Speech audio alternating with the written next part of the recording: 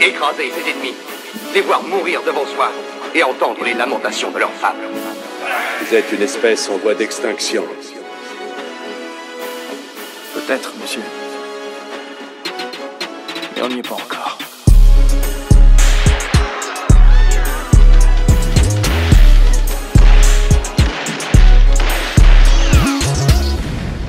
Et bonjour à tous, bienvenue dans ce nouvel épisode du Raging Fire Club. Je suis Max Pereira, je suis de retour après un long voyage en Chine et aujourd'hui nous sommes deux.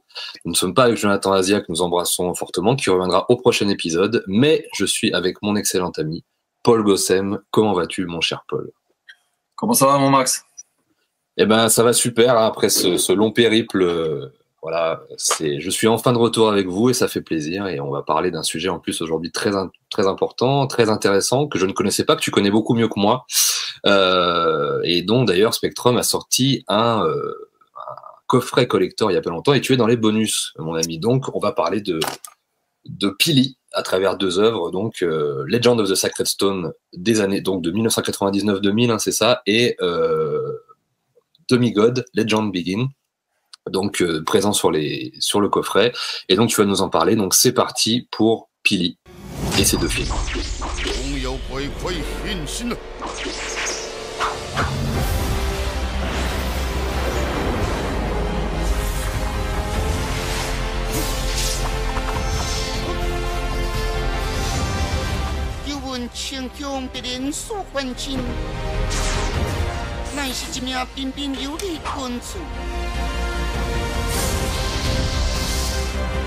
能力对付为仙类，为仙类，这种不知来自何方的怪兽。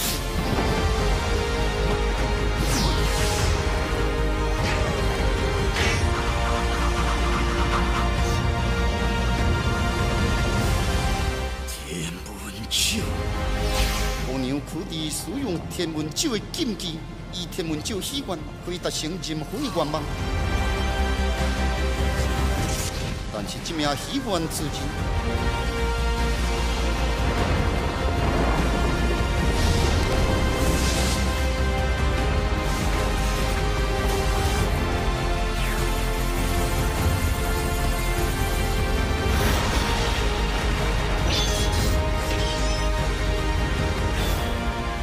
，Alors Paul, dis-moi, comment as-tu découvert Pili? Est-ce que tu peux nous en parler un petit peu, introduire un petit peu ce studio et puis les films dont on va parler aujourd'hui? Alors Pili, je l'ai découvert, ce studio, avec Legend of the Sacred Stone. Il y avait une copie qui tournait, je sais plus, c'était au début, peut-être 2010, ça fait une petite dizaine d'années, même un peu plus, peut-être 2015, où on avait ce film de marionnettes, parce que c'est un film de marionnettes taïwanais, et c'est un film de marionnettes taïwanais, c'est un wuxia-pian taïwanais, Legend of the Sacred Stone, et dans les petits cercles de gens qui aimaient le cinéma HK, le cinéma d'arts martiaux et tout ça, ça tournait un peu. On avait une copie japonaise, en tout cas moi j'avais une copie japonaise sous-titrée en anglais, donc j'avais des paroles en japonais, et puis ça a été sous-titré en anglais. Ce film, il a été sous-titré, il a eu droit à deux versions, une version américaine que j'ai jamais vue, une version en anglais et une version en japonais, hormis bien entendu la version taïwanaise, c'est-à-dire le pays dont il est originaire. Et j'avais pris une sacrée claque, parce que déjà j'adore les films d'arts martiaux, j'adore le wuxia-pian, ça je pense que c'est pas un secret. Et j'adore les films de marionnettes. Moi, j'ai été bercé par des films comme Dark Crystal, par des séries comme Bomber X, des trucs comme ça. Donc, ça m'avait directement accroché.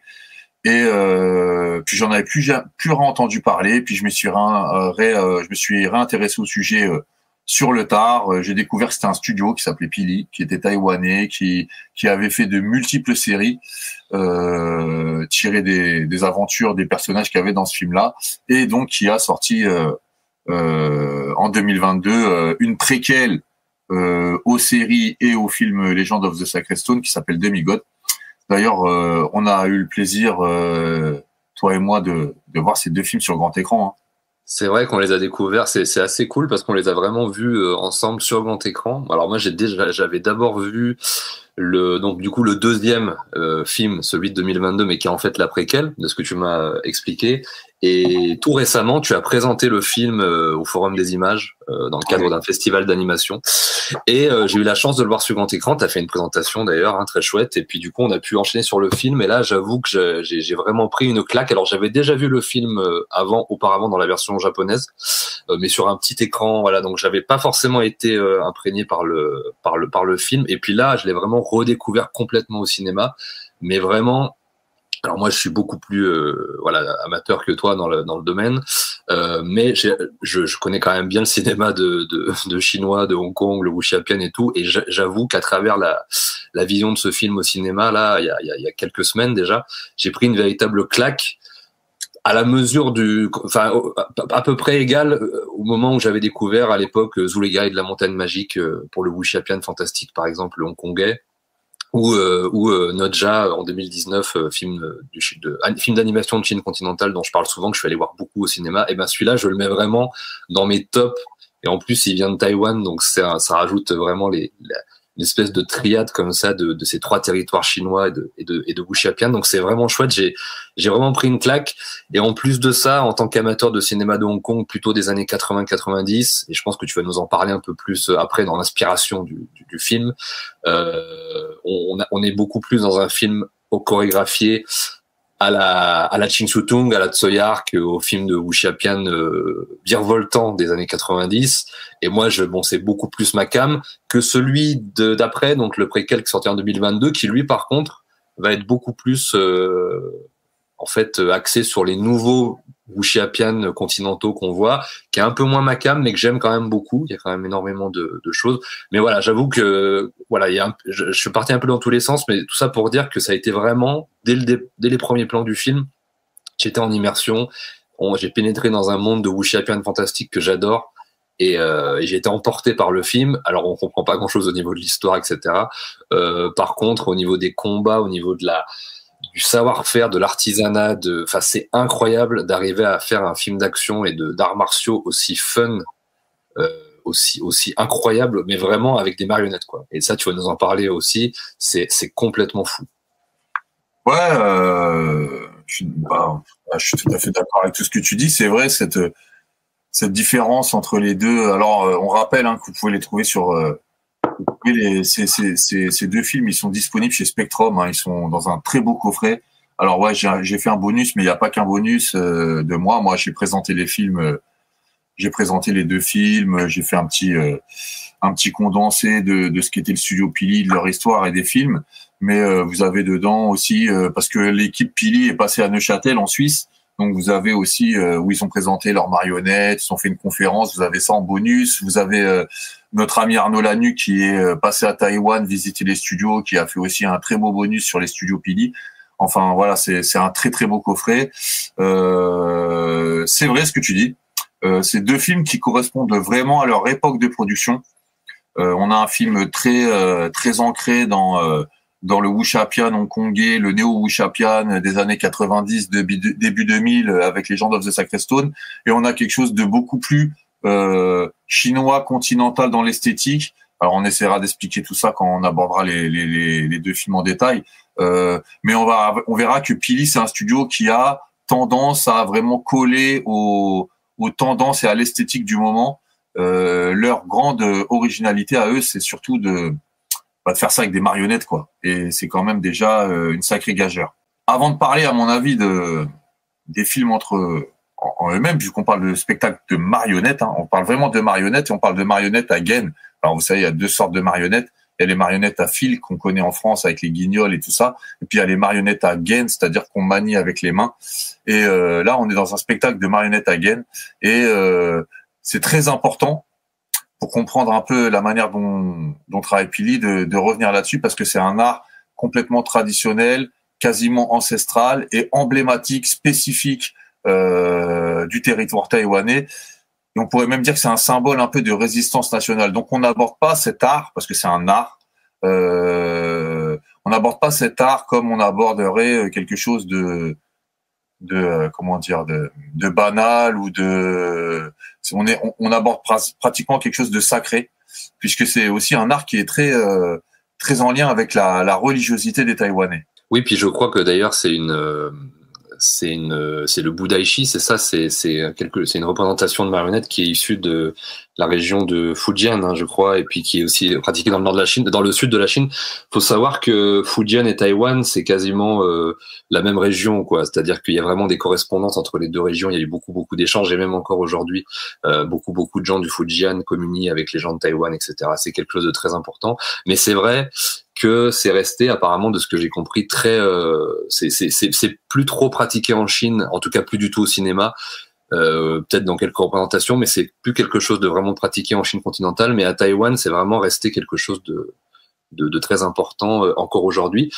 Et aussi, de ce que j'ai compris, ce que tu me disais, cette espèce de velléité de vouloir coller au mode du moment, c'est que faut vraiment comprendre que les gens comprennent que Pili, c'est vraiment quelque chose qui existe depuis très longtemps.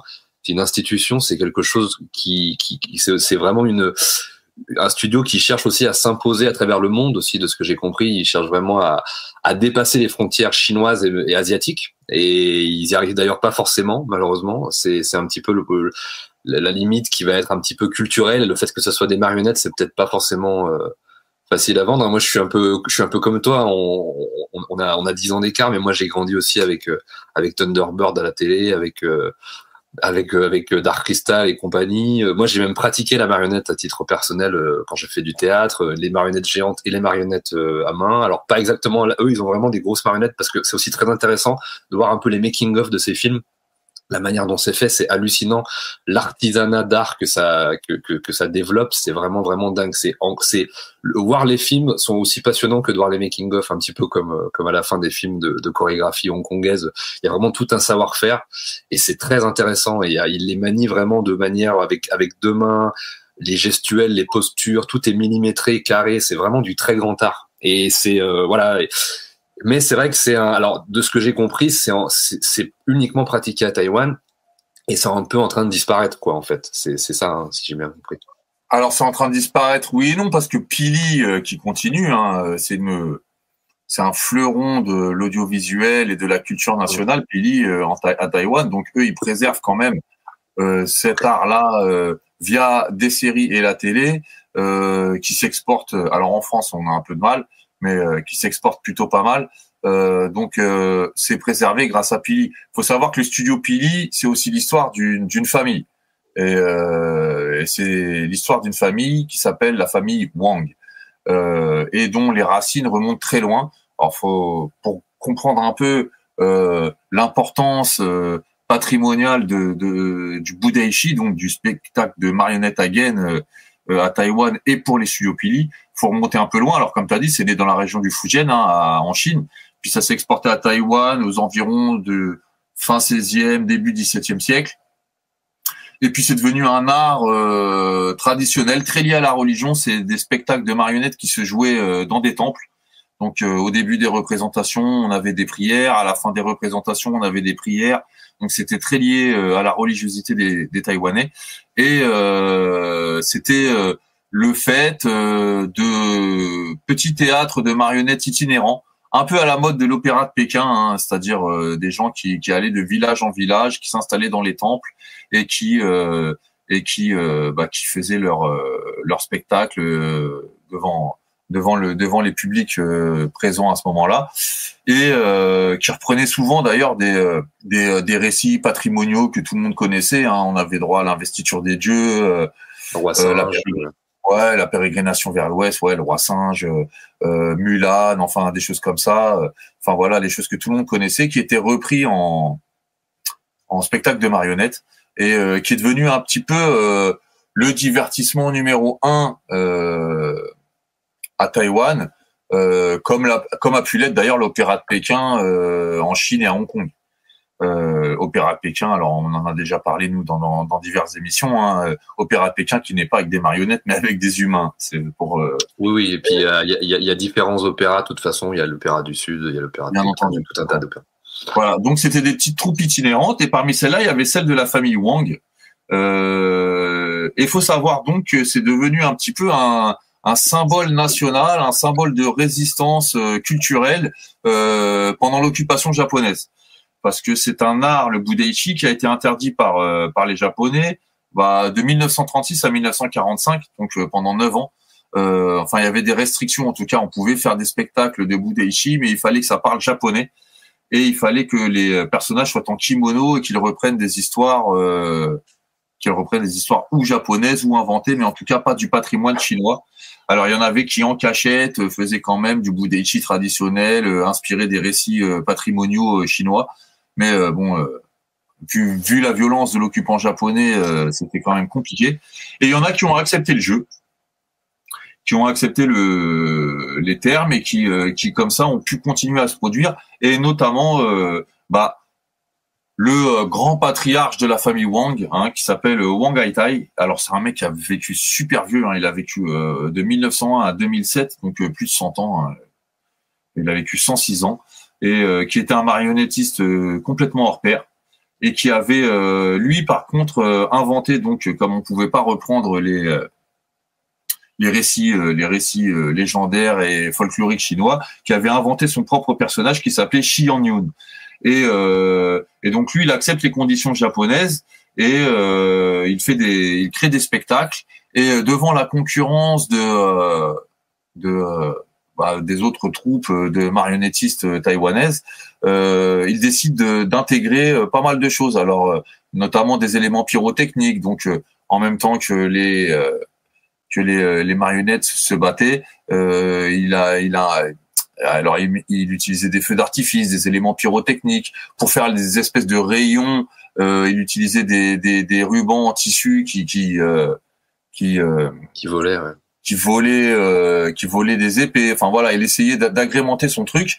Alors faut savoir que c'est un genre très codifié, le Budeishi, parce que c'est un art traditionnel et comme en Asie, tout est codifié, tout ce qui est traditionnel est très codifié, donc ça répond à des codes dont on ne peut pas sortir.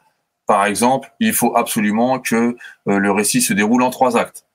Il faut absolument qu'il y ait 5 types de personnages. Il faut alors un personnage mâle, un personnage femelle, un personnage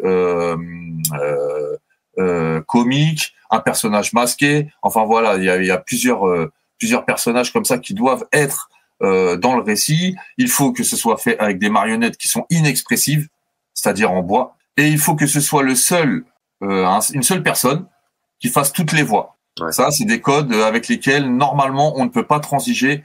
Si on fait pas ça, c'est pas du Budeishi. Donc lui, il a réussi quand même à essayer de moderniser son truc, mais bien entendu, arrivent les années 60, l'arrivée de la télé. En 1966, on a la première chaîne de télé taïwanaise qui s'appelait Taiwan TV, je crois, tout simplement.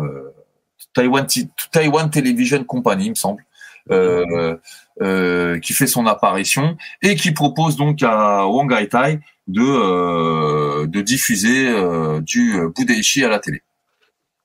Alors au départ, c'est très sommaire. On filme juste en plan fixe une scène dans lesquelles on va dans lesquelles on va filmer les spectacles de Budeishi de Wang Haitai. Ça a son petit succès. Le truc, c'est que Wang Haitai, il a un fils. Alors Wang Haitai, il a quand même, faut le dire, il a été décoré. C'est une personnalité très très très connue à Taïwan. C'est quelqu'un qui a reçu comme je sais plus exactement le terme taïwanais, mais comme des légions d'honneur, tu vois. À Taïwan. Ouais, c'est quelqu'un de très important pour la culture taïwanaise. Et il a eu un fils. Il a eu un fils qui s'appelle, alors excusez-moi de l'accent, Wang Shuxiong ou Toshio Wang, puisqu'il a aussi pris un nom japonais parce que lui, il est né en 33. Il est né sous l'occupation japonaise. Et lui, il va avoir l'idée au lieu de filmer simplement des spectacles de Budeishi en caméra fixe, de faire des séries. Donc, il va reprendre le personnage Shi Yan-yun inventé par son père et il va en faire une série qui s'appelle Shi Yan-yun. Comment on pourrait traduire ça Shi Yan-yun, l'épéiste confucéen de Yongzhen. Ok. D'accord. Et c'est un succès énorme. Alors là, c'est une vraie série en noir et blanc avec des marionnettes qui utilisent les mêmes artifices, un peu d'éléments pyrotechniques, un peu tout ça. C'est une série qui va avoir presque 600 épisodes, il me semble. Alors je le dis peut-être, mais je crois qu'elle a 583 épisodes. C'est un succès phénoménal à Taïwan. Il va aussi adapter d'autres trucs. Hein. Il va adapter La Pérégrination vers l'Ouest. Il va faire une série sur Mulan. Enfin voilà, il va faire plusieurs séries, mais il va faire surtout celle-là. Et c'est comme ça qu'un peu Pili va avoir le monopole des séries télé à base de Budeishi. D'accord. Donc c'est une longue histoire. C'est un patrimoine pour les studios Pili parce qu'en fait ils vont être repris après par les enfants, donc les petits enfants de Wong Hai-tai et les enfants de Toshio Wang. Donc Chris Wang et Vincent Wang essentiellement, puis le reste de la famille. C'est cet héritage-là qui va être repris après plus tard. Enfin, les séries sont jamais vraiment interrompues, hein, mais repris dans un autre modèle et qui va dont l'aboutissement va être les films dont on va parler ce soir. Mais en tout cas, ouais, ce qui est intéressant, moi, c'est quelque chose que j'ignorais. Je pensais que les films, on va y venir dans pas longtemps d'ailleurs au film, je pensais que les films étaient issus de contes, de légendes et de mythologie chinoise. Mais en fait, non. Et d'ailleurs, ma femme me l'a confirmé aussi. Et comme tu me l'expliques bien, c'est-à-dire que c'est vraiment issu de la série qu'il a inventé suite aux restrictions qu'il y avait par rapport au Japon. Il a dû réinventer des choses. Hein. C'est ça que c'est un peu. Alors, c'est un petit peu ça. Enfin, voilà. Wang Chusung, donc Toshio Wang, lui a inventé un personnage. Ouais, d'accord, un personnage. Non, il n'a pas inventé un personnage. Il a repris le personnage que son père avait inventé pour répondre aux restrictions japonaises. Eux, ils vont réinventer des personnages. C'est intéressant. Ceux que l'on voit dans les films dont on va parler aujourd'hui, ils vont réinventer des personnages propres à eux, avec des intrigues propres à eux, mais quand même en respectant tous les canevas, tous les codes, tous les archétypes des récits patrimoniaux chinois et du wuxiapian traditionnel. D'accord. Ouais, bien sûr. On est dans un pur, on est dans un pur wuxia. Dans le pur wuxia qui respecte tous les codes narratifs, archétypaux du wuxiapian. Donc ces deux gars-là, qui sont donc Chris et Vincent Wang, ils arrivent à peu près au début des années 80. On a Chris Wang qui est le maître d'œuvre aujourd'hui, qui est le patron de Pili, qui va au départ. Alors lui, il a pas dû. Alors il faut savoir un truc. Excusez-moi, je pars un peu dans tous les sens. Faut savoir un truc, c'est que comme à l'Opéra de Pékin, faut une formation. Alors c'est peut-être pas aussi dur parce que c'est pas un entraînement physique.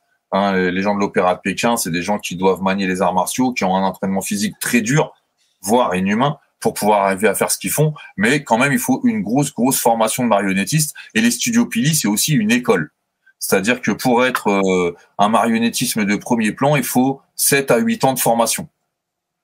On ne devient pas marionnettiste comme ça en claquant des doigts. Donc c'est une école, c'est des trucs où on se forme, c'est des écoles où on se forme de père en fils, mais aussi avec des adeptes qui viennent dans l'école apprendre cet art et tout ça.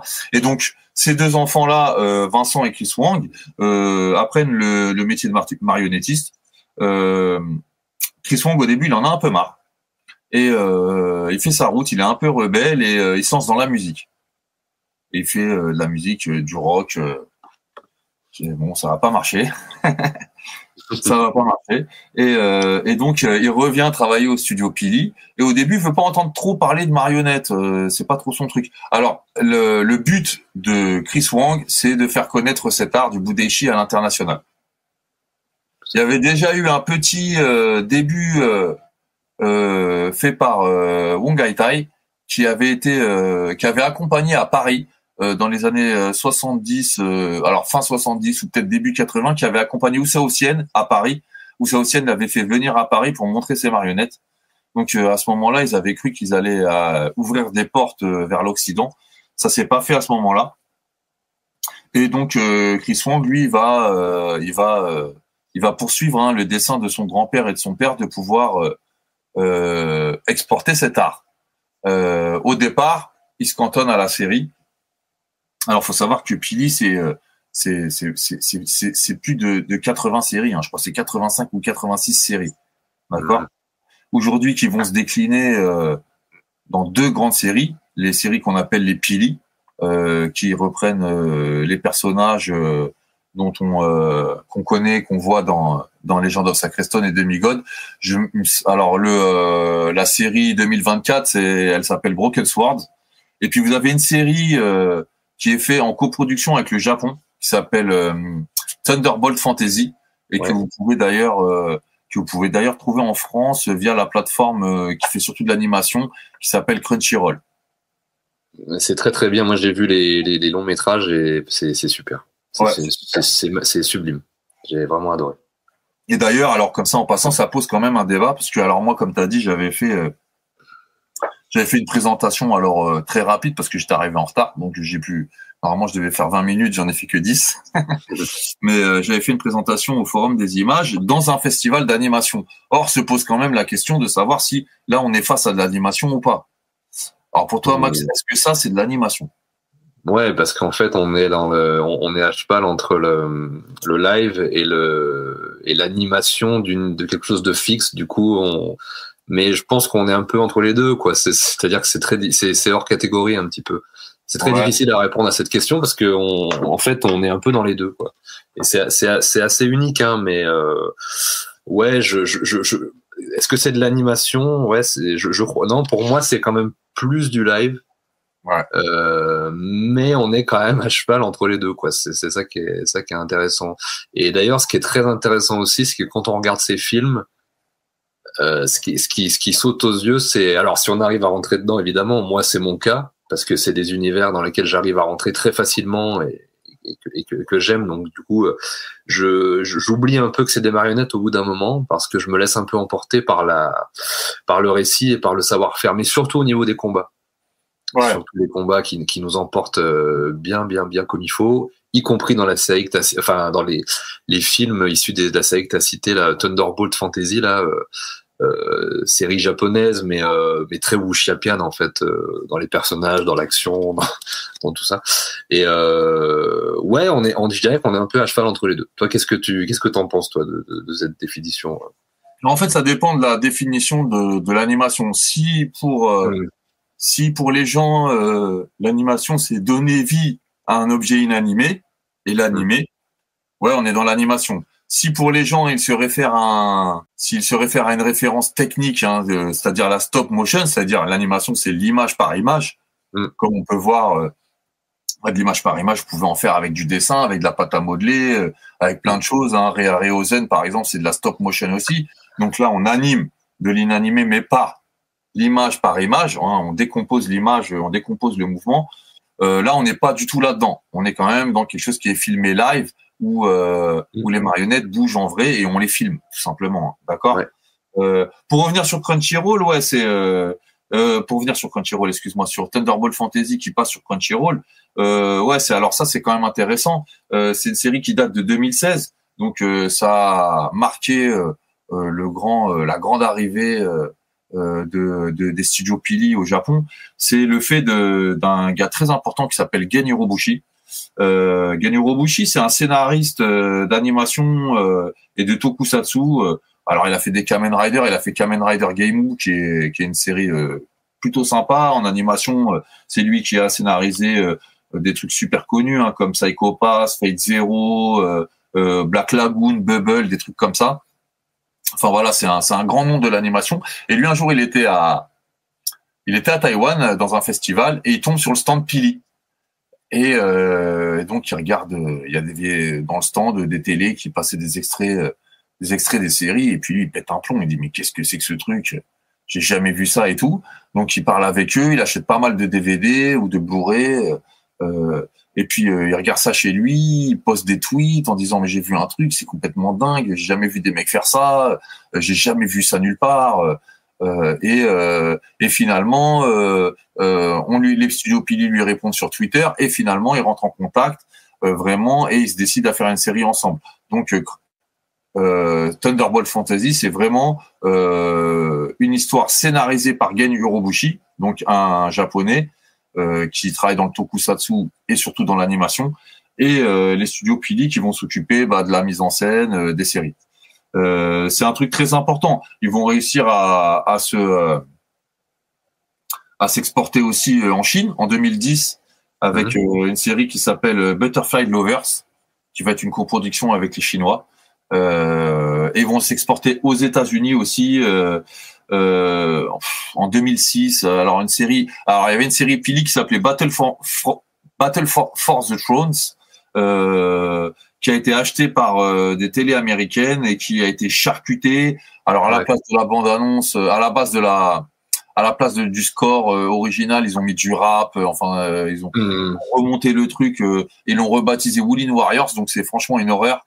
Mais ça leur a permis aussi de mettre un pied aux États-Unis. Donc comme ça, il y a eu des petites tentatives d'exportation à l'étranger, mais qui ont jamais été très fructueuses, hormis celle au Japon, puisque alors au Japon ça a marché, mais en plus elle est arrivée jusqu'à chez nous, puisque la plateforme Crunchyroll l'a acheté. Et donc ce qui les a amenés en 2019 quand même à signer avec Netflix. Et en 2019, ils ont sorti une série qui s'appelle War of Dragons. Qui est un espèce de remake de la 6e série qu'ils avaient sortie dans les années 80 à Taïwan. Et donc c'est un studio qui commence difficilement à se faire connaître. Alors nous, on a eu une édition chez Spectrum des films. On a eu des passages, alors pas des distributions en grande salle, mais on a eu des passages au Forum des Images et tout ça, au PIF, à Paris de ces deux films, à Neuchâtel en Suisse, dans des festivals. Donc c'est des gens, dès qu'ils ont par exemple fait Legend of Sacred Stone, dont on va parler un peu plus tout à l'heure, qui sont partis au festival de Los Angeles, au festival de Cannes, qui ont montré des extraits, qui ont essayé de vendre leurs films à l'international. C'est vrai que ça a été compliqué et que peu de distributeurs s'y sont risqués en fait. Je pense que ça vient surtout parce que moi je constate quand même que c'est très difficile de vendre de la culture chinoise, alors de manière globale, parce que Taïwan c'est quand même de la culture chinoise, surtout quand on aborde du wuxiapian, qui est en fait le genre chinois par excellence, quoi. Et j'ai l'impression que c'est très difficile à vendre à l'étranger, et ça vient pas forcément du fait que ce soit des marionnettes, puisqu'il y a plein, comme on l'a dit, chez nous en Occident et même en France, on a tout un théâtre de guignols. Au cinéma, on a eu des séries américaines avec des marionnettes. On a eu Dark Crystal, on a eu Jim Henson. On n'est pas forcément, on va dire, on n'a pas forcément peur de regarder ce type d'histoire. Ça a toujours marché en fait chez nous. Donc je pense que ça vient vraiment du prisme culturel, c'est-à-dire le fait que ça soit du wuxia avec beaucoup de personnages très virevoltants, beaucoup d'intrigues, et donc je pense que c'est ça qui est très difficile à vendre. Je le constate parce que même je fais une petite digression, mais même quand on essaye de vendre un petit peu de wuxiapian, par exemple continental aujourd'hui, dans certaines salles, c'est assez difficile à vendre. Parce que je pense que culturellement, c'est un peu éloigné. Et du coup, il faudrait peut-être qu'ils réinventent une espèce d'histoire à eux, qu'ils réadaptent un peu. Mais c'est vrai que comme c'est très codifié, très traditionnel, du coup, je pense que c'est un petit peu problématique pour ça. Alors, je suis d'accord avec toi. Je pense que les canevas scénaristiques, la façon de narrer une histoire qui est très très chinoise, donc parfois on a du mal avec la narration chinoise quand on n'est pas habitué, mais ça c'est propre au wuxia, mais même au polar. Il y a une façon de raconter les histoires en Chine, à Hong Kong, à Taïwan, qui est différente de celle que l'on peut connaître en Occident, qui peut rebuter ou alors en tout cas désarçonner. Il y a aussi le fait quand même que on est devant un spectacle de marionnettes et qu'en Occident, en général, les marionnettes c'est pour les enfants. Alors bien sûr, on pourra me parler de Dark Crystal. Dark Crystal, c'est un peu dark, c'est un peu sombre. J'adore ce film. Mais ça reste quand même un spectacle très enfantin. C'est vrai, tu as raison. C'est vrai. Il est destiné à faire peur aux enfants. C'est un peu un film d'horreur pour enfants, si vous voulez, mais ça reste très enfantin. Là, on est quand même face à un wuxiapian où parfois on a un peu à la Shang-Chi, c'est-à-dire très violent, avec des membres qui sautent, du sang. Et je pense que c'est ça aussi qui peut désarçonner un public occidental et surtout des distributeurs occidentaux.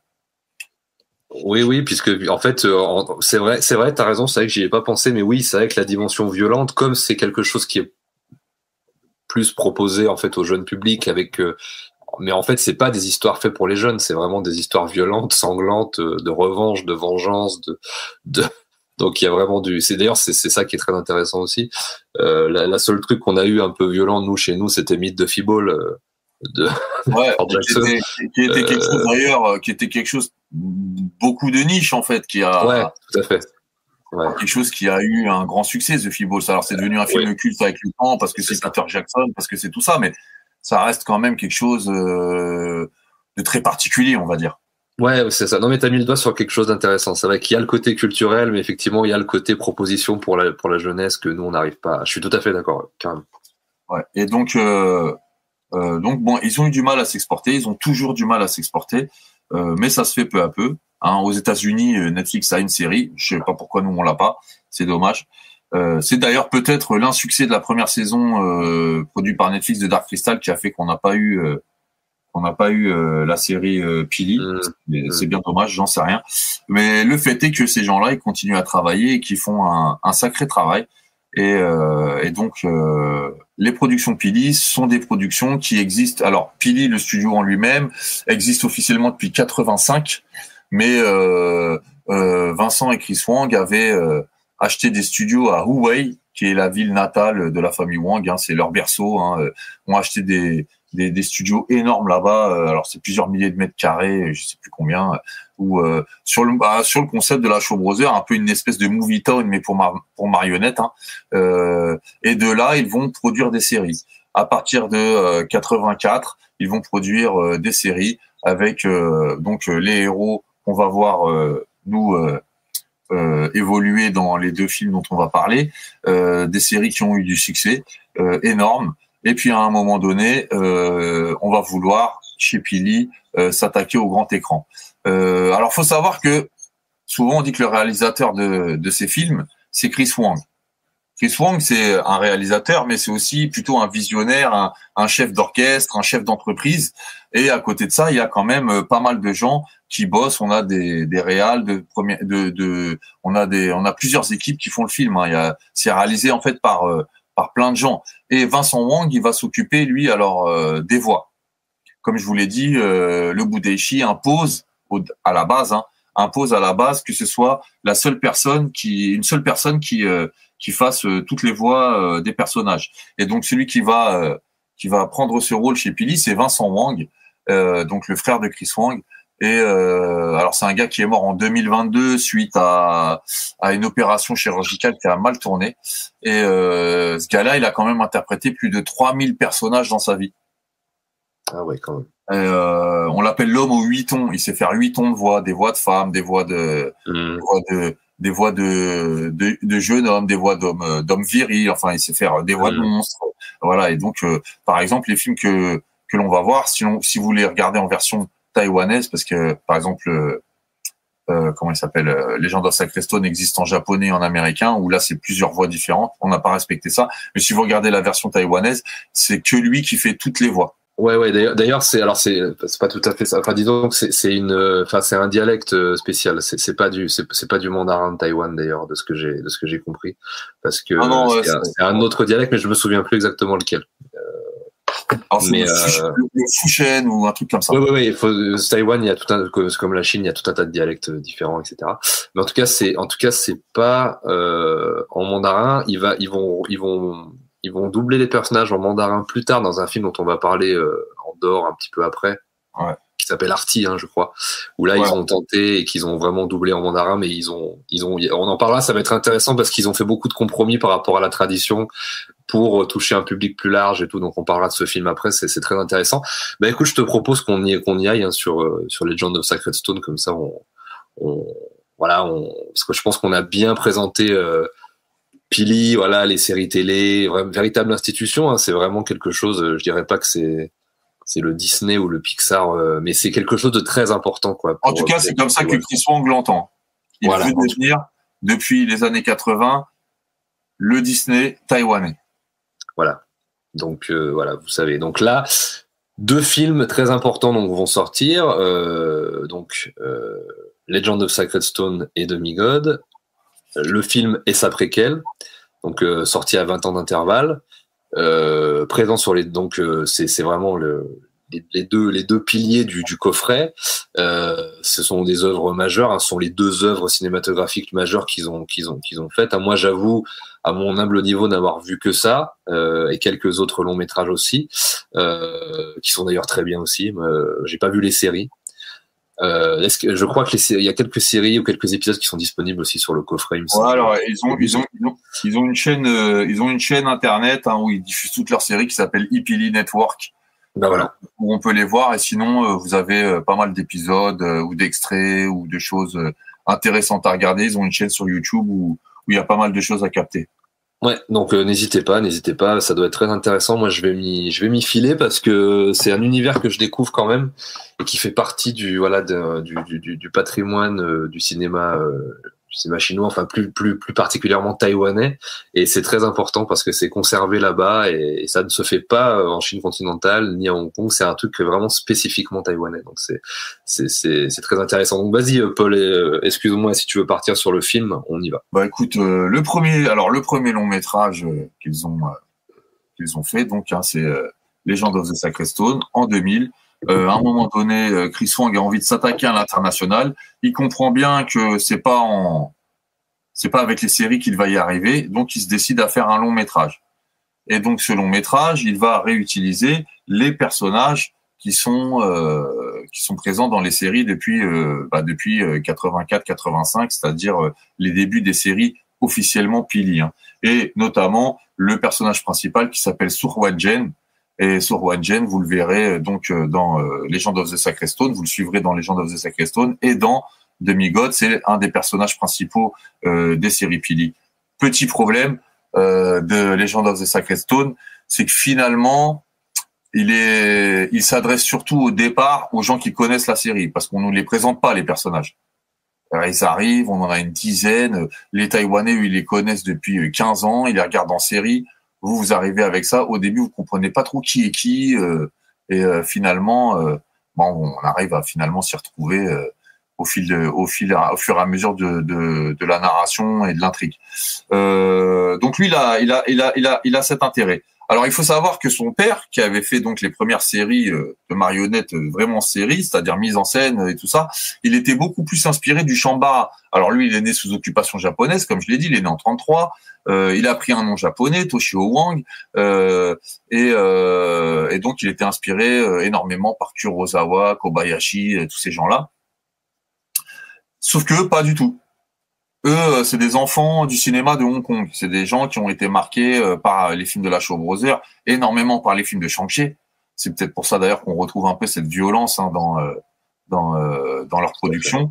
Et puis qui suivent, parce que en fait au départ, eux, ils rentrent dans les années 80 comme marionnettistes. Et puis Chris Wang, excusez-moi, il commence à écrire surtout des scénarios et tout. Et puis lui, il veut un renouveau. Et quand il s'occupe finalement, quand il reprend les rênes, il va insuffler une influence très très très hongkongaise à ces séries. Et c'est quelqu'un qui va être dans les années 80 très marqué par toute la vague du wuxia fantasy. Alors bien entendu le Zhu de Choi Ark, mais je pense à des films de la Shaw Brothers comme Buddha's Palm, comme Holy Flame of the Martial World, Bastard Swordsman, tous ces films un peu donc des wuxia qui sont fantastiques, mythologiques, ouais. Fantastiques, mythologiques, qui vont très vite, qui sont très cutés, qui ont des chorégraphies complètement câblées où ça vole de partout et qui utilisent des effets spéciaux.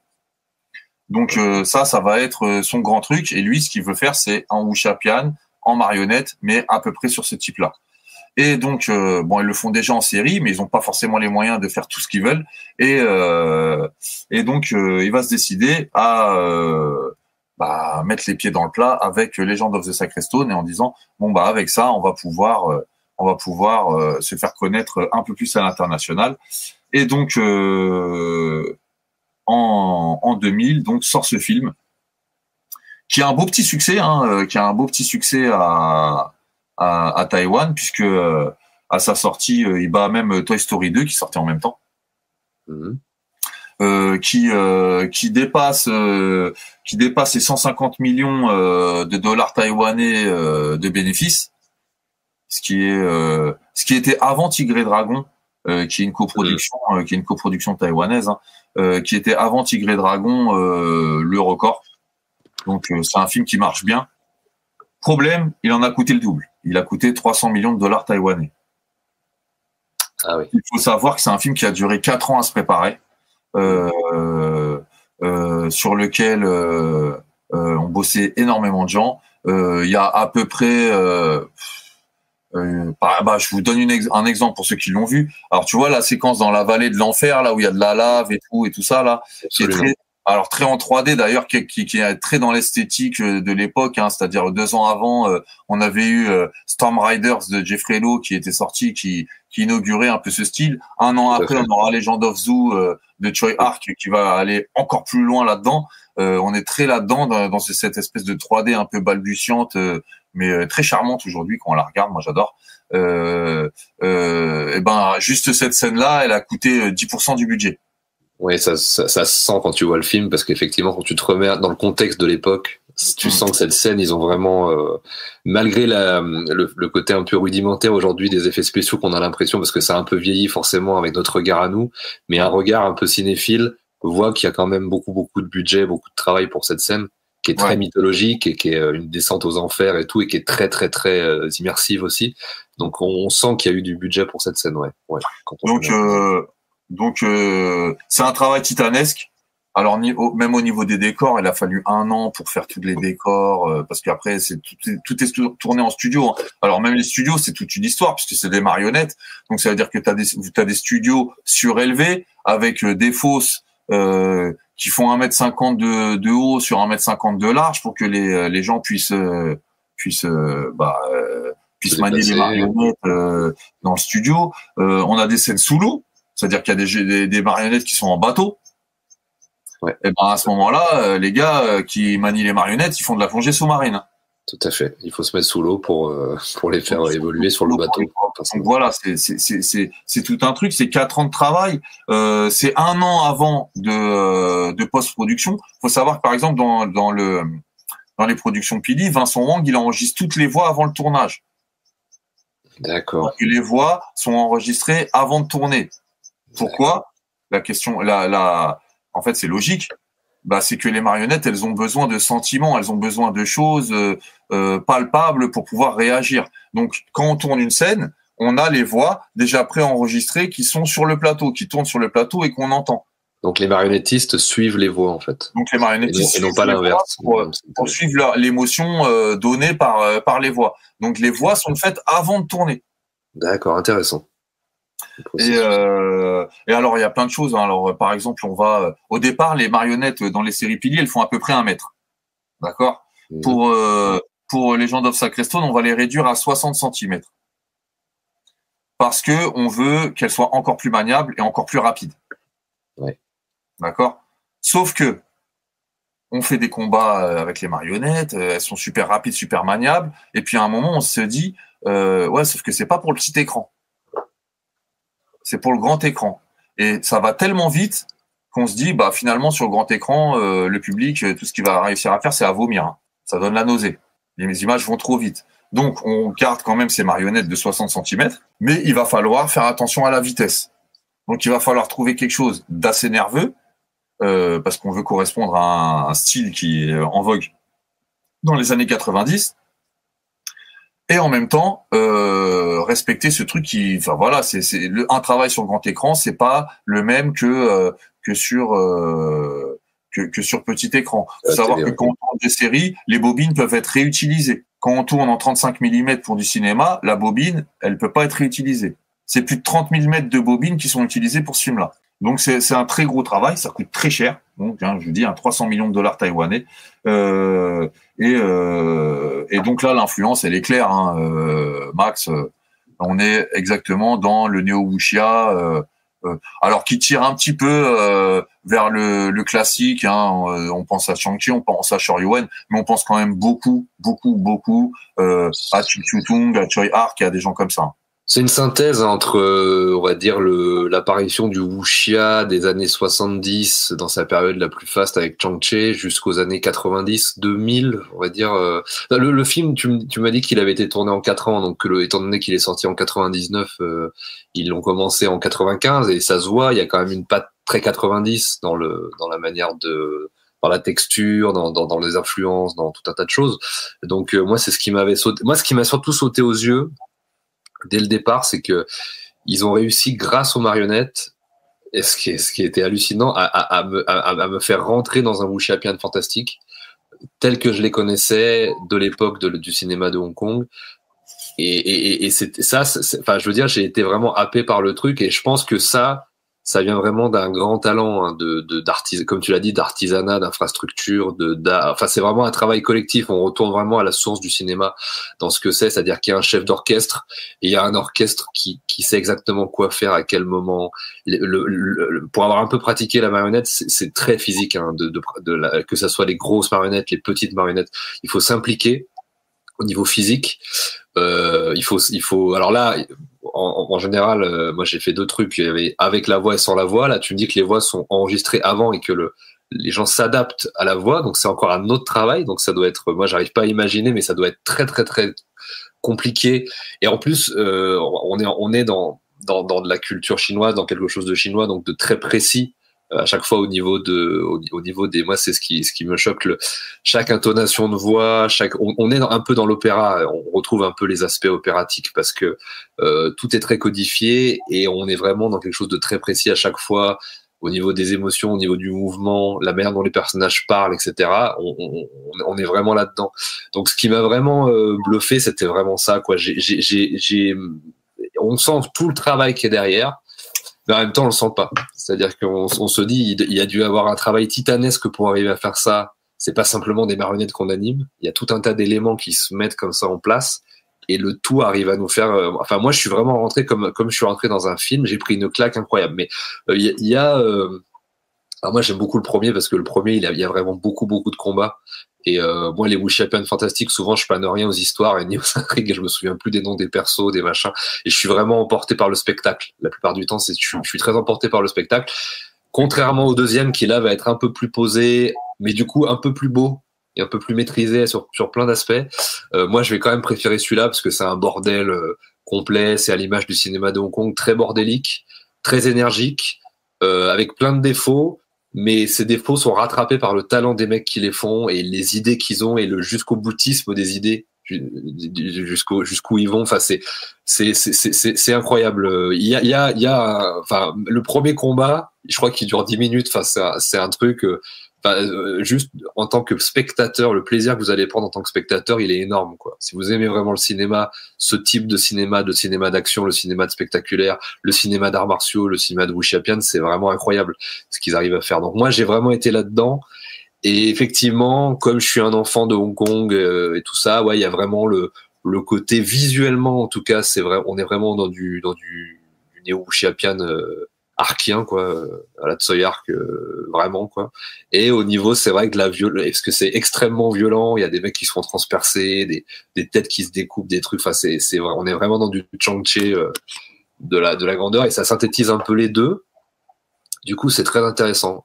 Parce que ça synthétise 30 ans de wuxia hongkongais, et ça met d'une autre manière avec le côté marionnette qui rajoute une autre dimension au récit et au film.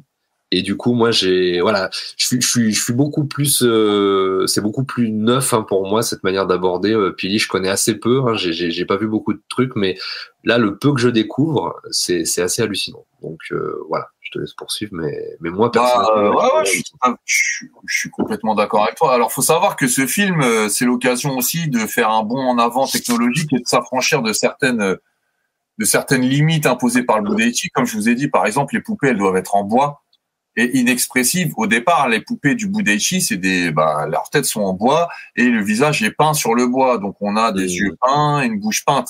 Pour Legend of Sacred Stone, on va quand même réussir à s'autoriser, par exemple, d'avoir des yeux avec des paupières qui bougent et des vrais sourcils. Alors, les sourcils, ils sont faits en poils d'animaux. On va prendre beaucoup de temps et beaucoup de méticulosité à confectionner ces poupées, d'ailleurs, hein, qu'on fait exprès pour le film, puisqu'on les réduit, on les refait. Par exemple, les cheveux sont en vrais cheveux humains. On prend des vrais cheveux humains pour faire leurs cheveux pour qu'ils soient encore plus réalistes, on va dire. Hein. Donc, on s'affranchit de quelques restrictions normalement traditionnelles, hein, pour pouvoir avoir des poupées qui bougent un peu plus, qui soient un peu plus expressives. Et puis ouais, t'as raison, on est complètement dans un style de montage de l'époque. Hein. Alors t'as parlé de Tsui Arc, et moi surtout, ouais, je le rapprocherai beaucoup dans le montage. C'est un montage un peu analytique à la Chim Siu Tung, hein. C'est-à-dire que qu'on a vraiment quelque chose de très découpé, de très storyboardé. Voilà, t'as un plan moyen en contre-plongée qui va te montrer l'endroit où va être blessée la personne. Puis tu vas avoir un plan large où on va spatialiser le truc, où on va voir les deux pour essayer de voir un peu comment les deux combattants où ils se situent l'un envers l'autre. Et puis tu vas avoir un autre plan, un gros plan qui va te montrer l'arme qui va causer la blessure. Puis après tu vas avoir un gros plan sur le mouvement martial qui est fait. Puis après tu vas avoir un plan moyen sur la personne qui prend le coup, et puis après tu vas avoir un gros plan sur la tête de celui qui vient de se faire blesser, souvent avec des zooms avant-arrière pour montrer qu'il a mal et un peu de sang qui coule de sa bouche. Enfin voilà, il y a toute une grammaire comme ça qu'on retrouve dans les films de Ching Soo-tung. Je pense qu'ils ont été très inspirés par des films comme Histoire de fantômes chinois, des choses comme ça. D'ailleurs dans les Swordsman, exactement, et tout. D'ailleurs dans Legend of Sacred Stone, on a des plans qui sont en hommage dans ces forêts de bambou, qui sont des hommages directs à King Hu, genre à époque Touch of Zen, qu'il a tourné à Taïwan d'ailleurs. Mais on a carrément un plan qui cite Duel to the Death, hein. Tu sais, sur la falaise, au bord de la falaise, là. Oui. Voilà. Donc on a directement, on se raccroche à ce cinéma. On emploie des techniques de câble pour faire voler les marionnettes, comme on employait des techniques de câble dans les films de Choi Ark, de Ching Soo-tung, de Yuen Woo-ping. Enfin voilà, c'est complètement inscrit dans ce cinéma. Faut savoir que c'est pas Pili, un studio qui cherche forcément l'originalité scénaristique ou de mise en scène, mais qui va plutôt se caler sur ce qui marche à ce moment-là et qui va l'originalité, elle vient du fait que c'est des marionnettes qu'ils font. Et la performance, ouais, c'est marionnettes, quoi. Le fait que, parce que, en fait, on peut se dire, on va voir un film de marionnettes, mais ça va pas bouger autant que dans un film de wuxia. Eh ben, en fait, si. En fait, ça virevolte. Alors, on n'est pas dans du cinéma de wuxia des années 70, plus statique, chorégraphié par Lu Xiaoliang ou quoi. On est vraiment dans quelque chose, ouais, de très 90. Donc, en fait, on est dans l'efficacité du spectacle. En fait, le cut, le rapprochement, le zoom, le dézoom, voilà, de ce point de vue-là, c'est pas très traditionnel pour les arts martiaux, mais en termes de spectacle et de wuxiapian, on est vraiment dans les canons des années 90 pour ça. Et on privilégie vraiment le spectacle et la performance, en fait, plus que... Mais moi, ça me va très bien parce que, encore une fois, l'histoire, en fait, elle est à la fois assez simple et assez compliquée. Parce que finalement, c'est l'histoire d'une pierre, d'une pierre sacrée qui rajeunit avec un vieux maître qui veut la prendre pour lui, et puis c'est un peu toujours les archétypes qu'on retrouve. Oui, voilà, c'est un peu toujours les archétypes du wuxia. On court après un artefact, on doit sauver le monde parce que cet artefact, s'il tombe entre de mauvaises mains, alors là c'est une pierre sacrée, parfois c'est dans d'autres wuxia, ça peut être une épée, ça peut être des choses comme ça. Il y a le personnage héroïque comme ça qui ne trahira jamais. Alors, des personnages très archétypaux. Hein. Voilà. T'as le héroïque, t'as le mélancolique, t'as le traître, t'as le méchant. Enfin voilà, la romance impossible. Il y a tout ce qu'il faut, quoi. C'est vraiment très ouais, c'est du wuxia pur et dur, mais avec une dimension fantastique et ce savoir-faire là. Voilà, vraiment, c'est un film, voilà, donc qui s'inscrit vraiment dans cette époque-là, qui est un spectacle inédit. Hein. Franchement, j'ai rencontré peu de personnes qui sont restées de marbre face à ça. Alors, on peut ne pas comprendre certaines choses, que ça aille trop vite, mais en tout cas, j'ai rencontré peu de personnes qui se sont dit qu'est-ce que c'est que ce truc, ça vaut le coup d'être vu. Franchement, Legend of Sacred Stone, il faut vraiment voir ça. C'est un truc que vous verrez pas ailleurs.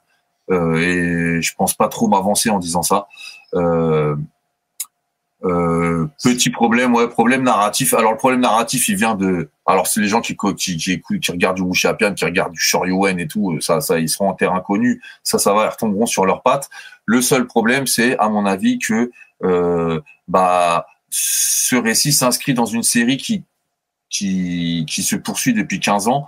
Et qui prend pas forcément compte du fait, alors qu'ils veulent s'étendre à l'international, que les gens ne connaissent pas les personnages. C'est le paradoxe un peu. C'est vrai que c'est un peu le paradoxe. Ouais, tout à fait.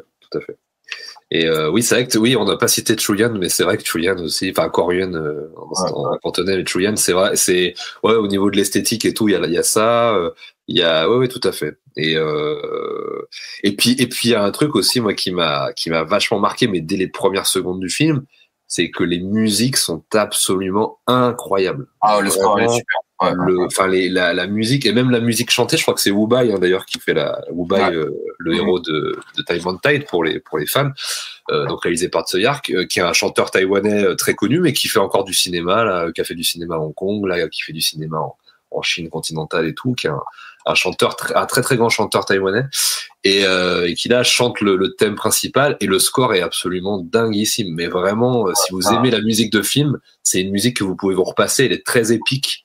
Et enfin, tout ce que j'aime, quoi. On est dans l'héroïsme, dans l'épique, dans le tragique. On est vraiment dans de la très, très, très grande musique. Et d'ailleurs, j'ai remarqué que toutes les productions, enfin, le peu que j'ai vu de leurs films, la plupart des musiques, c'est très, très, très appliqué. C'est vraiment des très grandes musiques, hein. À chaque fois, c'est très, très intéressant. Ouais. Donc, ouais, franchement, Legend of Sacrestone, gros morceau.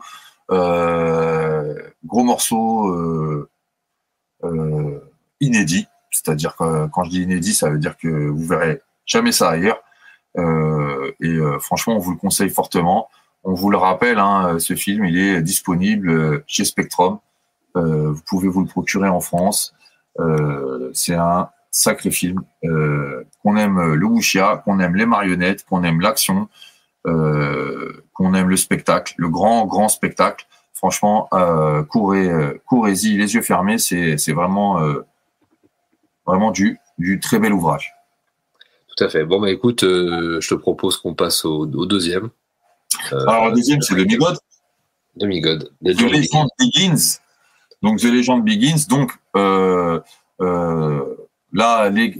devant la perte sèche financière de Legend of the Sacred Stone.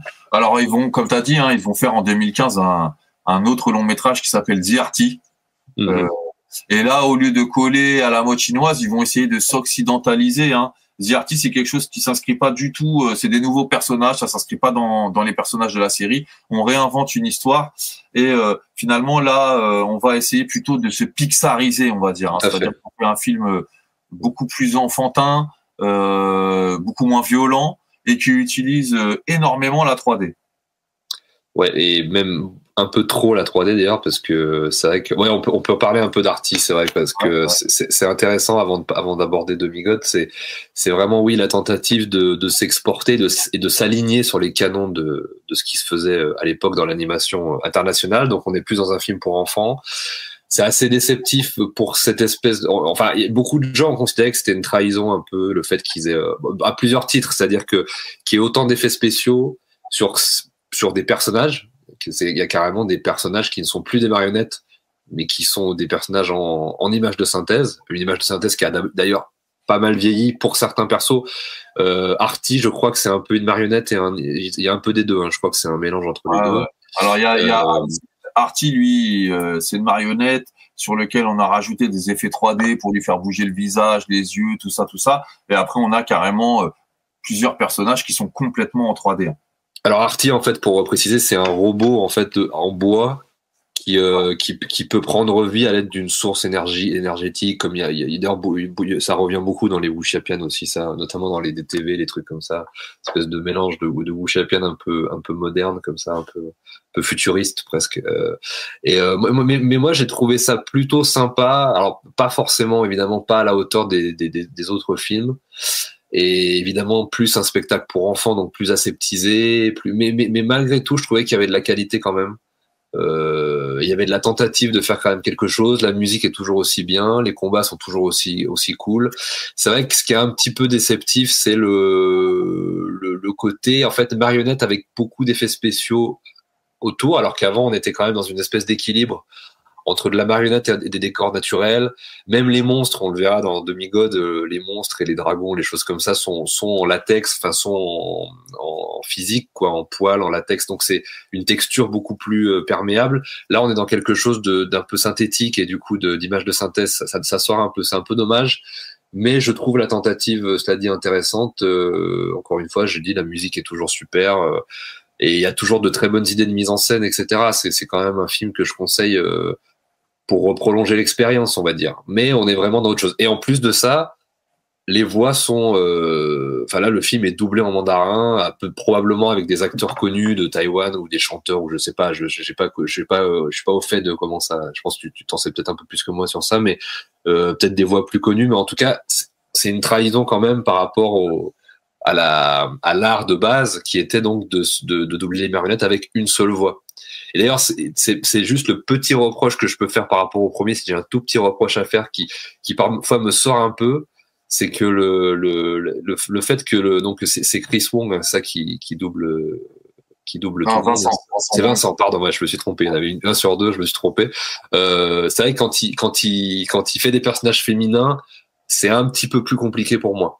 Et là, c'est vrai que ça s'harmonise un peu mieux au niveau des voix. Ouais. C'est un peu plus difficile de toute façon de faire ce type de comme personnage féminin, de le doubler, c'est un peu plus compliqué. Là, c'est vrai que on va dire au niveau des voix, vous serez peut-être moins déstabilisé. Ça sera plus logique parce que c'est vraiment plein de voix différentes à chaque fois qui s'adaptent bien. Mais on est un peu dans la trahison du truc, d'après ce que j'ai compris. Donc c'est un film qui va décevoir beaucoup les fans. Alors c'est un film pourtant qui a été fait avec sérieux, qui a pris plus de 3 ans à être fait. Alors ouais, parce qu'il utilise énormément d'effets spéciaux. Il y a 90% des plans incluent de la 3D quand même. Ah oui, 90%, c'est énorme. Ouais, okay. 90% des plans ont des passages 3D. C'est plusieurs personnes qui font les voix. Enfin, en gros, Pili là s'affranchit de toutes les restrictions liées au Budeishi pour faire autre chose. Ça attire pas forcément un nouveau public et ça déçoit les fans de la première heure. Donc c'est un film qui va complètement flopper. C'est une perte sèche de près de 200 millions de dollars taïwanais, ZRT. Donc les longs métrages au studio Pili, ça leur réussit pas et ça leur permet pas non plus de concurrencer les studios qu'ils voulaient concurrencer, à savoir Disney et Pixar. Ils n'arrivent pas à s'internationaliser avec ça. Donc ZRT très sympa, mais qui sera encore une fois un flop et qui est beaucoup moins dans la lignée de ce que peut proposer le studio Pili d'habitude. Donc pour 2022, avec Demigod, ils reviennent aux fondamentaux. Ils reprennent sur Wangen, le personnage principal de Legend of the Sacred Stone, en se disant cette fois-ci on va pas perdre le public, on va les faire repartir depuis le début, on va faire une préquelle et on va expliquer les origines de Sur Wangen. Alors ce qu'il faut savoir pour ce film-là, c'est qu'il profite de 2 facteurs d'expérience. Enfin, une expérience tragique et une expérience positive. L'expérience positive, c'est l'expérience japonaise avec Thunderbolt Fantasy. C'est-à-dire que avec Thunderbolt Fantasy, les exigences des Japonais en matière de design et tout ça, ils ont vu d'autres choses, ils ont pris d'autres influences, donc ils vont les faire jouer là-dedans. Les personnages vont être complètement redesignés et aussi pour une cause alors tragique et aussi pratique, c'est qu'en 2010, les studios Pili vont connaître un incendie énorme. Ils vont quasiment cramer en entier et à peu près 80% des marionnettes et des décors vont être brûlés. Ah ouais. Donc pour faire Demigod, il va falloir tout refaire. Alors c'est un mal pour un bien, vu que les personnages et les marionnettes dans Demigod sont somptueuses. Ouais, c'est vrai que c'est ce qui saute aux yeux quand tu vois le truc. Il y a un gap entre le premier et le deuxième à ce niveau-là. Ça, c'est vrai. Alors, pareil, on va faire moins de CGI. On va faire moins de 3D. On va en comprendre la leçon là-dessus. Donc, c'est un film qui est beaucoup moins en CGI. Alors, il y en a, bien entendu, mais comme dans un Wuxia-Pian Fantasy, on va dire, et qui va suivre les standards cette fois-ci. Alors, pas forcément parce qu'on est en 2022, on n'est plus en 2000, qui va suivre les standards de ce qui se fait dans les blockbusters chinois. J'en sais rien, je vous en cite au hasard. League of Gods, Creation of the Gods, tout ce genre de Wuxia-Pian Fantasy ou ce que vous pouvez trouver dans le DTV chinois, dans le genre. On va beaucoup se rapprocher de ces standards esthétiques et dans les standards de mise en scène. Donc, on va avoir un montage beaucoup moins frénétique. On va avoir, par contre, un travail sur la composition des plans et la beauté des plans beaucoup plus, je dirais pas appliqué parce que Legend of the Stone, les plans sont beaux, mais quelque chose de beaucoup plus composé, de beaucoup plus, aide-moi Max, j'ai pas le terme. Beaucoup plus esthétique, beaucoup plus posé, beaucoup plus, plus maîtrisé dans le sens où, c'est beaucoup moins fou et virevoltant que le. On a affaire à des genres d'estampes, donc c'est très beau. Ouais, c'est très beau. Et d'ailleurs, c'est ce qui caractérise bien le cinéma de Chine continentale, le wuxiapian, parce qu'en fait, ce qui était un petit peu la jambe de bois du cinéma de Hong Kong de l'époque, c'est que le wuxiapian fantastique n'arrivait pas à recréer la mythologie chinoise. Il fallait toujours trouver des artifices pour cacher un peu la misère. Donc on rattrapait les choses avec la mise en scène, parce qu'on n'avait pas forcément les moyens. Déjà au niveau budgétaire, les moyens techniques, et puis surtout l'évolution du cinéma, l'image de synthèse, les décors, les costumes, etc. On prenait pas beaucoup de temps pour faire les films, donc du coup, le cinéma de Hong Kong, c'était quand même, en fait, il y a eu des grands noms qui sont sortis par rapport au fait qu'il fallait un petit peu faire une mise en scène plus virevoltante. Aujourd'hui, avec la Chine, c'est un peu le processus inverse. Finalement, il y a moins d'auteurs et de réalisateurs qui vont émerger, mais on a quelque chose de beaucoup plus esthétique, de beaucoup plus du coup on a plus de budget, plus de temps, plus d'argent, on a droit à plus de décors. Donc ce qui caractérise quand même aujourd'hui le wuxiapian fantastique, c'est quand même ça, plus que le réalisateur ou la manière de le mettre en scène, puisqu'on a en fait l'argent, le temps, les moyens, la technique, voilà, donc c'est un peu ce qui caractérise ça. Et ça vraiment les deux, bien que ce soit, c'est ça qui est intéressant, bien que ce soit ça fasse partie de la même série, de la même saga, ça vraiment c'est marqué à chaque fois par leurs deux époques. C'est assez hallucinant. Ils ont vraiment pris le pouls exact de ce qui se faisait aux deux époques, entre 80-90 jusqu'à 2000 pour le premier, et on va dire de 2010 début 2020 pour le second. Donc c'est très intéressant. Ouais, c'est un film qui est fait aussi avec. Alors là, on va limiter les budgets.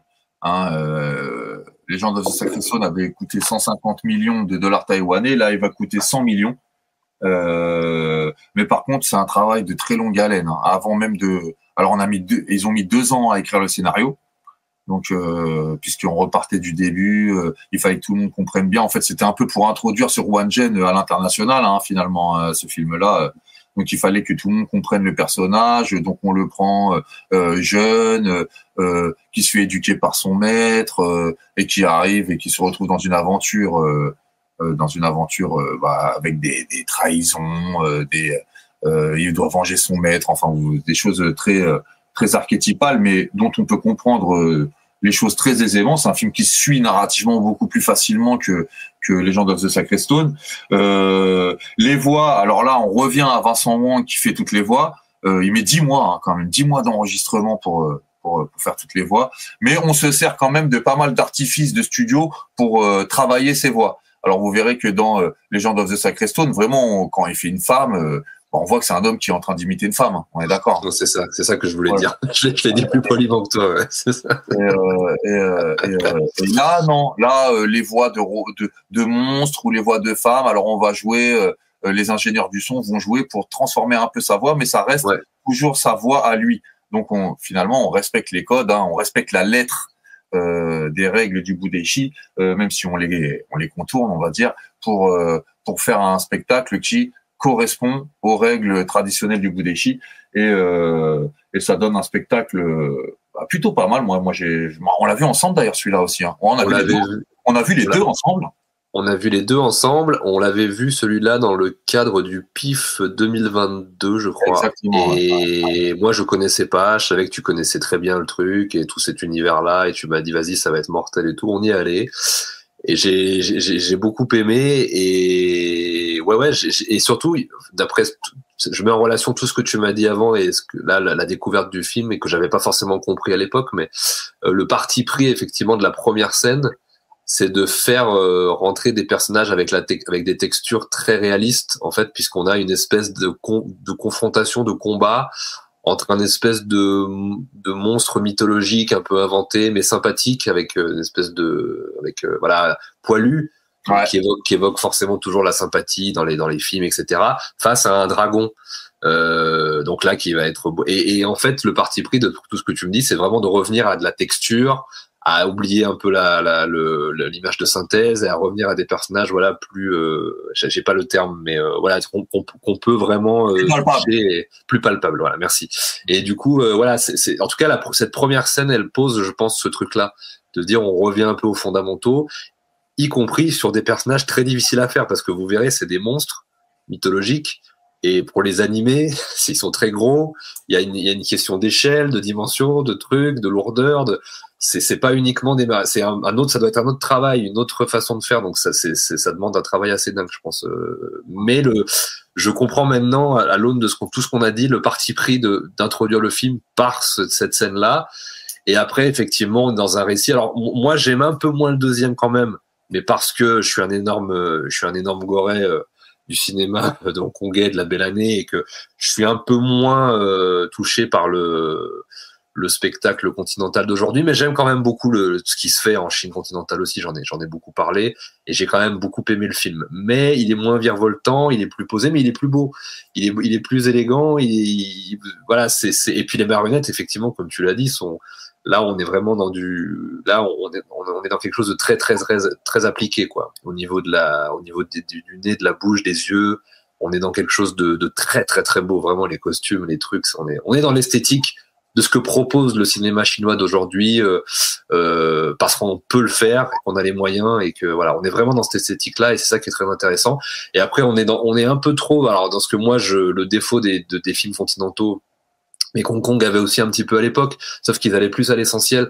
C'était les intrigues de palais, les intrigues de cour qui, moi, c'est un truc qui me rebute un peu tout le temps parce qu'il y a beaucoup de personnages qui parlent alors que j'ai plus envie qu'ils se tapent dessus. Mais ça, c'est très personnel. Donc ça sera beaucoup plus pour le premier. Pour celui-là, il y a un petit peu plus d'intrigues, de palais. Donc après, il y en a pour tous les goûts. Pour ceux qui aiment le cinéma chinois plus moderne, vous allez beaucoup plus aimer celui-là, je pense. Pour les anciens comme nous, peut-être un peu plus le premier. Et pour ceux qui aiment les deux, vous aimerez les deux. Mais c'est vraiment deux manières différentes de les aborder et de les aimer, je pense. On peut pas vraiment les aimer de la même manière si on connaît pas un peu les deux cinémas des deux époques. Ouais, je suis un peu d'accord avec toi. Alors ouais, moi, ma préférence, elle ira forcément à Legend of the Sacred Stone, qui s'inscrit complètement, moi, dans le cinéma, qui m'a bercé et dont je suis encore un grand amateur et un grand passionné, c'est-à-dire le wuxiapian des années 80-90. Donc moi, ma préférence, elle va à celui-là. Il me rappelle plein de choses. Il me renvoie plein de films que j'adore. Après, je pense que au niveau de la porte d'entrée, si on veut rentrer dans Pili, dans l'univers Pili, aujourd'hui, actuellement, Demigod, il fait bien le boulot. C'est peut-être pas une mauvaise idée de regarder Demigod et de voir Legend of the Sacred Stone après. C'est pas idiot parce que oui, c'est vrai. C'est un film très très beau qui correspond aux standards esthétiques actuels, qui est très bien fait, qui est très joli, qui est narrativement beaucoup plus compréhensible que Legend of the Sacred Stone. Donc ça reste quand même un très très beau morceau. Malheureusement qui s'est très mal exporté, encore une fois. Alors lui, ça a été un flop, encore une fois. Ça a été un flop, mais pour plein de raisons. Déjà, il est sorti pendant la crise du Covid. Mais tu veux dire que ça a été un flop, y compris à Taïwan? À Taïwan aussi.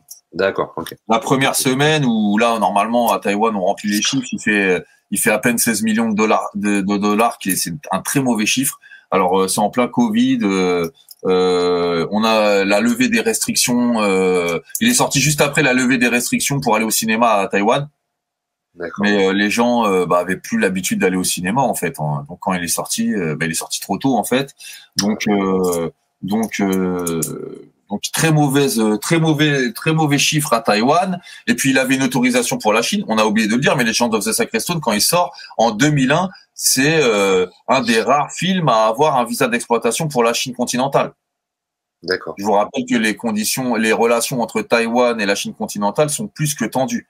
Donc c'est très rare d'avoir un film taïwanais qui sort en Chine continentale. Et Legend of the Sacred Stone avait fait partie des privilégiés. Je sais même pas si c'était pas le premier à avoir eu ce visa.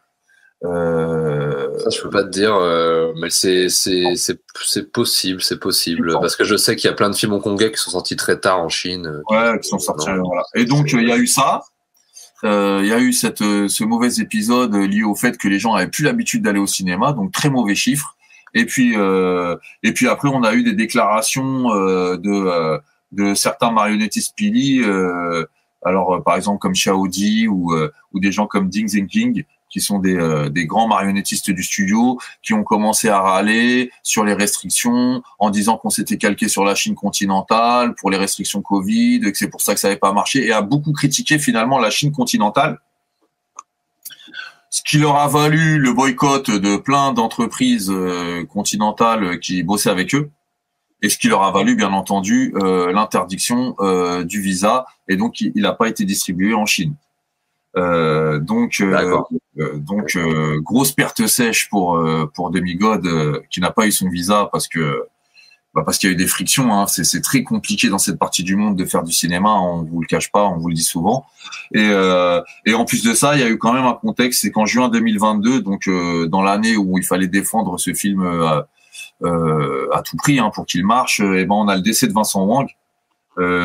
Qui survient même pas 4 mois après le décès d'un autre frère, du frère jumeau de Vincent Wang, qui s'appelle Wang Wengao, qui est mort 4 mois avant. Donc la famille est complètement endeuillée, ils viennent de perdre 2 frères.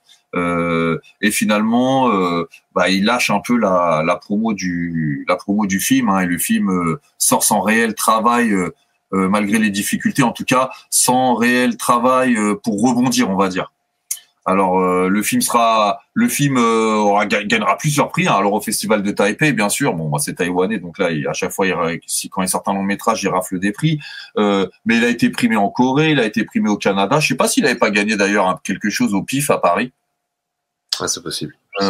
Donc il a été primé dans quelques festivals, il a été joué dans quelques festivals, mais il sera pas distribué, il restera surtout dans les frontières taïwanaises, avec un très mauvais chiffre au box-office local en plus. Donc c'est un film qui est pareil, une perte sèche pour le studio. Les longs métrages Pili, à l'heure qu'il est, on sait pas où ça en est. Les séries continuent. Vous avez, je vous ai dit, en 2024, on a encore une série qui est sortie, ils en sortent une tous les ans, qui s'appelle Broken Sword. La série Thunderbolt Fantasy fait conjointement avec les Japonais, continue. Mais au niveau des longs métrages, les expériences n'ont pas été très bonnes, en tout cas financièrement, parce que artistiquement, on vient de vous l'expliquer, c'est quand même des choses très réussies, mais c'est pas forcément de bonnes opérations pour l'instant pour le studio, qui à chaque fois se plante pour une raison ou pour une autre. Oui, disons que c'est un peu une obsession qui n'arrive pas à son terme, hein, cette espèce d'envie de faire du long métrage et en plus de s'exporter.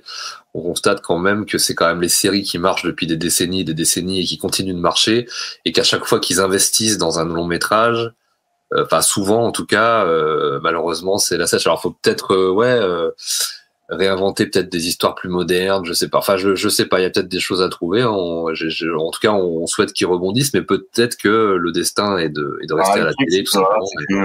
On vous le rappelle, hein, c'est une famille qui est ancrée dans l'art traditionnel et patrimonial du Budeishi depuis un siècle, hein, qui tient à conserver ça et à allier la modernité et la tradition. C'est quelque chose de compliqué. Et que pour l'instant, il semble, alors pour moi ils l'ont trouvé, mais il semble que pour l'instant, pour l'international, il n'ait pas exactement trouvé la formule. Alors on répète, hein, quand même, qu'ils ont signé des contrats avec Netflix, qu'ils ont signé des contrats avec le Japon, que les séries marchent, que c'est une entreprise rentable, que c'est une entreprise cotée en bourse, que c'est une entreprise qui va sûrement nous proposer des longs métrages. Ils ont fait d'autres longs métrages, hein, notamment liés à la série Thunderbolt, hein, où ils ont fait des spin-offs en long métrage, qui sont très bien aussi d'ailleurs. Ouais, super. Mais que pour l'instant, si vous voulez avoir l'occasion de voir des longs métrages Pili en Europe, pour l'instant, il y a que les gars de chez Spectrum qui s'en sont un peu occupés. Oui, merci bien.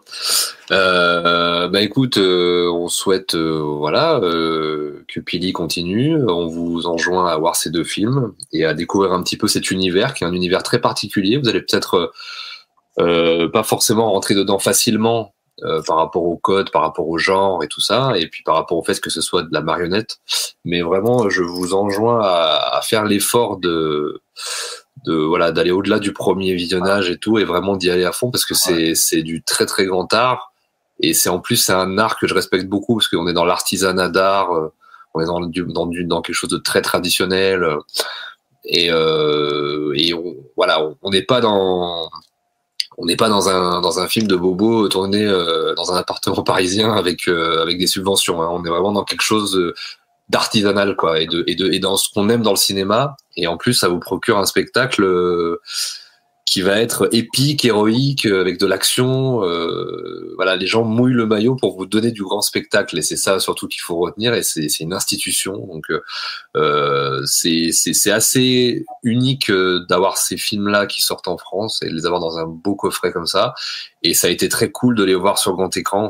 J'aimerais beaucoup que ces films ressortent parce que vraiment en salle c'est aussi une autre expérience. Faut vraiment les redécouvrir. J'aimerais beaucoup qu'il y ait un petit circuit qui ressorte. Si je peux lancer un petit appel, que des gens le ressortent un peu parce que les deux films méritent vraiment une ressortie ciné. Mais en tout cas, vous pourrez vous les procurer en magnifique édition avec mon ami Paul Gossem au bonus, mais pas que lui. On a aussi, comme il l'a dit, notre ami Arnaud Lanuc, qui est super intéressant, les coulisses des tournages, des studios, les making-of, les séries proposées. Donc c'est un très bel objet, donc n'hésitez pas. Écoute Paul, on va se laisser là-dessus. Qu'est-ce que tu as quelque chose à rajouter ou Non, je dirais juste vite fait ce que tu as dit plusieurs fois, mais je le redis quand même. N'imaginez pas 3 secondes que c'est parce que c'est avec des marionnettes que le truc n'est pas complètement dynamique. C'est justement complètement fou de voir ce que ces gens peuvent faire avec des morceaux de bois. C'est vraiment du grand spectacle. Donc on vous conseille vivement de vous au moins d'y jeter un œil. Et je pense que lorsque vous y jetterez un œil, vous aurez envie d'y mettre les deux, parce que c'est quand même du très beau travail. Pili, c'est un studio à suivre et on espère qu'il sera de plus en plus disponible dans nos contrées.